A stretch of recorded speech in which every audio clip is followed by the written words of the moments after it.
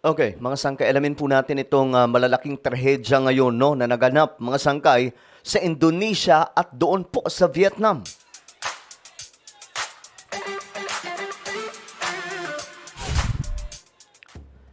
Yo guys, what's up? This is me, Sangkay Janjan. I'm back for another vlog today. At ito nga mga sangkay, no? Breaking news. Akala po natin sa Pilipinas lamang po nangyayari itong mga matitinding kaganapan, mga sangkay, dulot po nitong extreme weather events, no? Pero hindi lamang po sa ating bansa.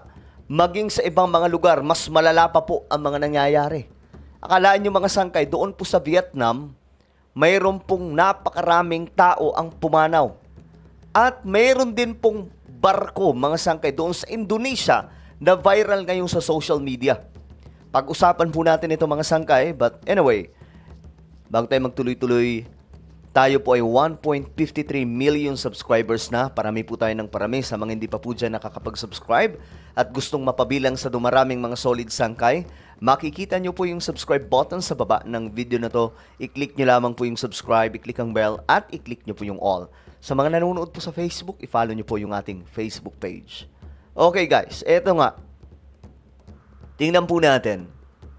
Ito ang viral na video na kumakalat ngayon sa social media kung saan makikita po ninyo mga sangkay na hindi po yan swimming ha. Hindi po yan swimming. Yan po yung barko mga sangkay sa Indonesia daw na nagkaroon po ng problema at makikita nyo mga sangkay. Grabe nagliliyab at ang daming tao nagtalunan mga sangkay. Buti may mga life vest po sila. Ngayon, tingnan nyo mga sangkay kung ilan na yung views. 85 million na po yung views. At mayroon pong 400,000 na reactions. Ganyan po kadami mga sangkay. So, kalat-kalat po ito ngayon eh. Ngayon, marami ang hindi kasi nakakaalam kung ano ito. Ayan po, marami ang hindi nakakaalam kung saan ba talaga ito. Akala po nila sa Vietnam.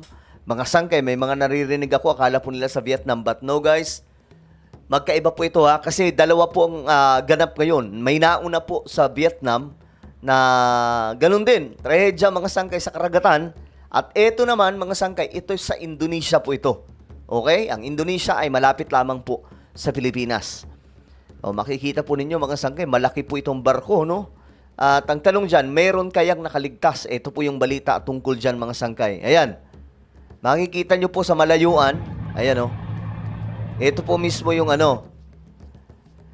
Yan po mismo ang barko na yan.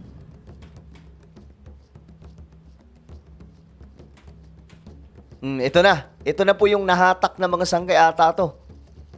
Nahatak na po siya. Pampasahero sang barko ito. Ayon po dito, 5 daw po ang pumanaw. Kawawa naman mga sangkay. At mayroon pong 284 na survivor. Matapos po magliyab ito mga sangkay. Pero ano nga ba ang nangyari? Eto, tingnan po natin ang balita tungkol dyan.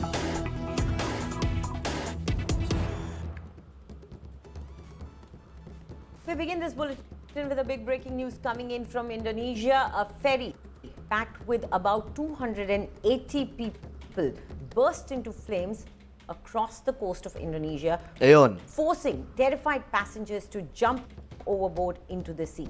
Grabe, no? You can see the striking footage, how it shows the vessel entirely engulfed in bright orange flames as plumes of grey smoke Grabe itong rose nangyari. from the wreckage, and you can see people in orange vests trying to escape the fire. This is the KM Barcelona boat, and it was serving the Manado Tahuda route as well as surrounding islands before the blaze broke out. This was at around 1:30 in the afternoon local time. Okay, so alauna daw po ng hapon ito nangyari mga sangkay doon sa kanilang lokal na oras sa Indonesia. Gregorius. Grabe. So, yan mga sangkay. Ito naman, ito yung sa Vietnam kasi napagkakamalan po ito na sa Vietnam. Hindi po yan sa Vietnam, ito po ay doon sa Indonesia. Okay, ulitin ko sa Indonesia po yan. Ito naman po yung sa Vietnam. mayroon pong 34 katao di umano ang pumanaw mga sangkay dahil po dito sa pangyayari. Ito, ganun din po sasakyang pandagat At din least po yan. 34 people are dead after a boat carrying tourists capsized. Nako, pang turista pala itong boat na sinakyan nila mga sangkay. 34 na sakay, no, ang hindi po nakaligtas. Okay, meron pong 48 na mga passenger po ito. During a thunderstorm in Vietnam's Halong Bay. Ito naman, dahil po sa sama ng panahon, kung kaya't nangyari ito mga The sangkay. boat was carrying 48 passengers and 5 crew members when it overturned in torrential rain, lightning, and hail. Ayan po, tumaob mga sangkay. Most on board were reportedly Vietnamese families who were on a sightseeing excursion at the time of the incident.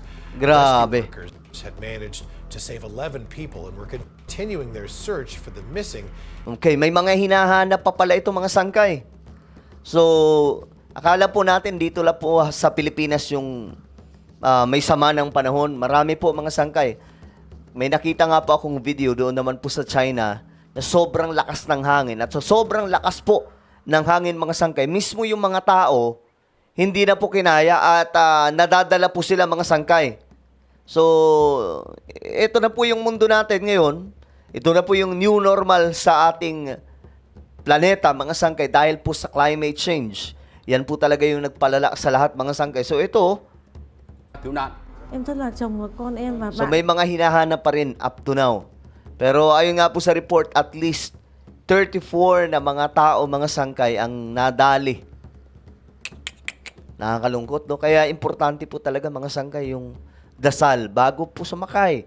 O kaya pagkasakay mo sa kahit na ano pang pampasahero sang sasakyan yan, mga sangkay. Aeroplano man yan, jeepney, kotse, bus, at marami pa pong iba. Mag-pray po tayo, mga sangkay. Magdasal po tayo na ingatan po tayo ng ating Panginoong Diyos. Kasi hindi na po natin mahulaan ngayon ang panahon. Biruin nyo, mga sangkay. Halimbawa na lamang po itong aviation po natin, yung mga eroplano. Sino mag-aakala? Number 1 po yan, ha? Number 1 na pinaka-safety na sasakyan.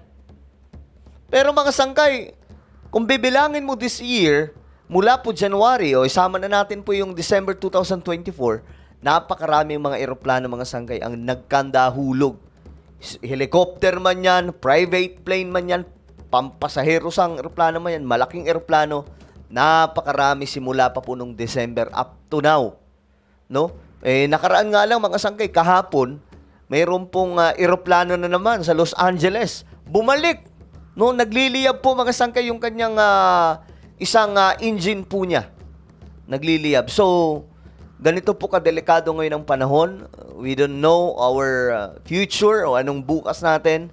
But we have to trust God. We have to pray always, mga sangkay, kung kayo man ay sasakay sa kahit anong sasakyan. Alright? So ito ang nangyari, mga sangkay. Again, hindi po ito sa Vietnam, ito po ay sa Indonesia. Ito naman, mga sangkay, yung sa Indonesia, sa Vietnam.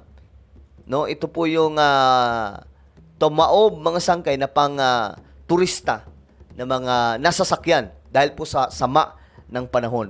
Ano po ang inyong opinion, mga sangkay? Comment down below. Grabe po itong climate change ngayon, no? Palala ng palala. Mayroon po tayong YouTube channel, Sangkay Revelation. Hanapin niyo po ito sa YouTube ngayon din. Kapag nakita niyo na, i-click niyo po yung subscribe, i-click ang bell, at i-click niyo po yung all. Ako na po ay magpapaalam. Mag-iingat pong lahat. God bless everyone.